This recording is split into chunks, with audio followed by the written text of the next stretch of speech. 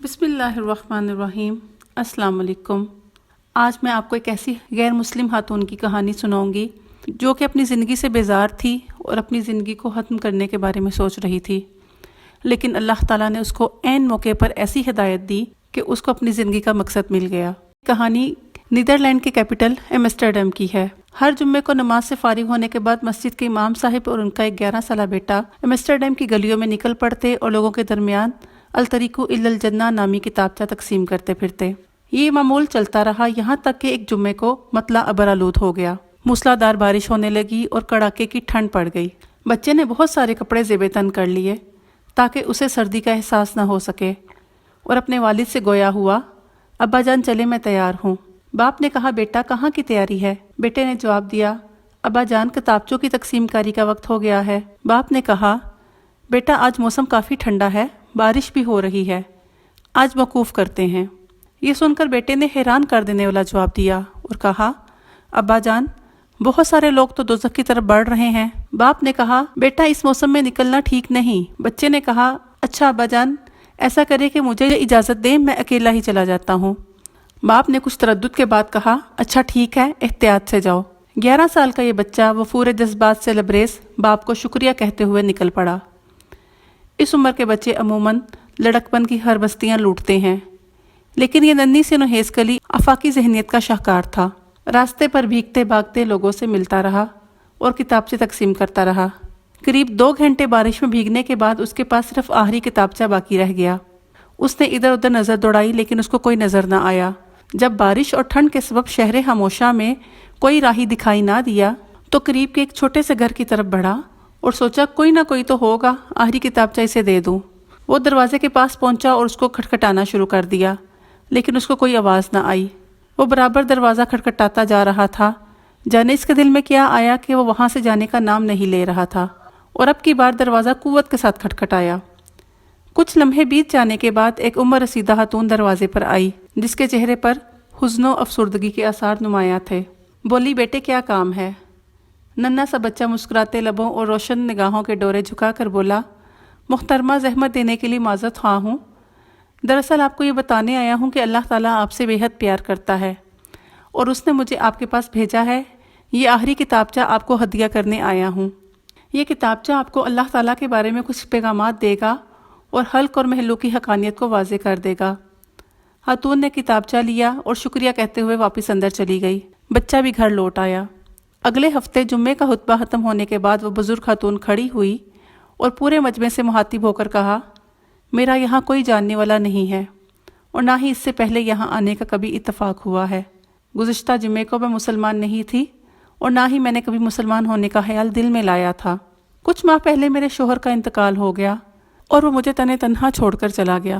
اس کے جانے کے بعد زندگی بوجھل ہو گئی تھی، لطف زندگی ناپید ہو گیا تھا۔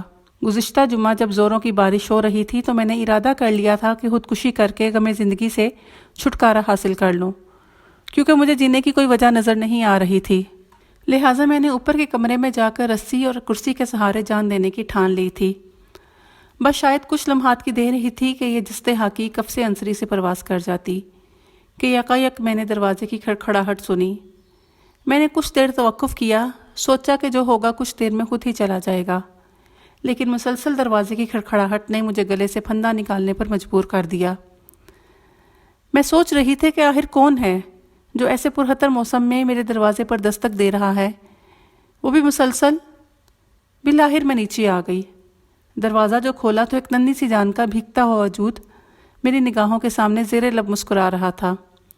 اس کی وہ مسکراہٹ اور آنکھوں کی چمک میں نے کبھی کسی انسان میں نہ دیکھی تھی۔ اس مقدس سراپے کی وصف کشی کے لیے میرے پاس الفاظ بھی نہیں۔ اس کی زبان سے ادا ہونے والا ایک ایک لفظ گوہر نایاب تھا۔ بس میرے قلب و جگر کی تختیوں پر اس کے الفاظ نقش ہو گئے۔ یوں لگا کہ اب میرے مردہ دل کو کسی نے زندگی کی سوغات عطا کر دی۔ اس کا یہ کہنا کہ محترمہ میں آپ کو یہ پیغام دینے آیا ہوں کہ اللہ تعالیٰ آپ سے بہت پیار کرتا ہے اور آپ کا خیال رکھتا ہے، پھر اس نے مجھے یہ کتاب الطریق الی الجنہ جو میرے ہاتھ میں ہے دیا۔ میں نے دروازہ بند کیا اور نہ چاہتے ہوئے اس کتاب کو کھولا۔ پھر جو کتاب کو پڑھنا شروع کیا تو آنسوؤں سے میری آنکھیں ڈب ڈبا گئیں۔ میرے اندر ایک انقلاب برپا ہو چکا تھا۔ جو کتاب کو پڑھنا شروع کیا، میں جان گئی تھی کہ اللہ تعالیٰ مجھ سے واقعتاً بہت پیار کرتا ہے۔ میں نے کرسی اور پھندا پھینک دیا کیونکہ اب مجھے سہارا مل گیا تھا۔ اب مجھے زندگی کی قیمت سمجھ میں آ چکی تھی۔ آج میں خود کو خوش قسمت سمجھتی ہوں کہ آج میں نے اپنے مالک حقیقی کو پہچان لیا۔ اس کتاب پر دیے گئے پتے کی وجہ سے میں یہاں پہنچ سکی ہوں۔ میں آپ کا شکریہ ادا کرنے کے لیے یہاں آئی ہوں۔ میں اس چھوٹے فرشتے کا شکریہ ادا کرنا چاہتی ہوں جو مسیحا بن کر مجھے دوزخ کے دہانے سے بچا لایا ہے۔ مسجد میں چہار جانب سے آنکھیں اشکبار تھیں۔ تکبیرات کی صداؤں سے پوری مسجد گونج اٹھی۔ امام صاحب جو اس ننھے فرشتے کے والد تھے، ممبر سے اتر کر لپک کر پہلی صف میں موجود اپنے لختے جگر اپنے بیٹے سے چمٹ گئے اور زور زور سے رونے لگے۔ انہیں احساس ہو چلا تھا کہ اس مجمع میں اس جیسا کوئی خوش قسمت باپ نہیں جس کا بیٹا اصلی ہیرے موتی چن رہا ہے۔ اسے یہ بھی محسوس ہو رہا تھا کہ میں نے مجبوری اور عذر بیان کیا، لیکن اس کے بیٹے کے اندر لوگوں کی ہدایت کے تئیں ایسے جذبات ہیں کہ اب وہ شرم محسوس کر رہا ہے۔ واقعہ تو ختم ہوا، البتہ ہمارے لیے اس میں اہم اسباق ہیں۔ ہر کوئی اپنے آپ سے یہ سوال کرے، کیا ہم نے کبھی اس طرح لوگوں کو آگ سے بچانے کی کوشش کی ہے؟ کیا ہمارے سینے میں وہ درد و کسک ہے جو ہمارے پیارے نبی محمد صلی اللہ علیہ وآلہ وسلم کو لوگوں کی ہدایت کے لیے تھی، یا جو اس ننھے سے بچے کے دل میں تھی؟ کیوں نہ ہم بھی عہد کریں کہ جہاں جیسے جب موقع ملے اپنے محدود وسائل کو بروئے کار لا کر دعوت اللہ کے فریضے کے ساتھ جڑ جائیں۔ اللہ تعالی ہم سب کو توفیق عطا کرے، آمین۔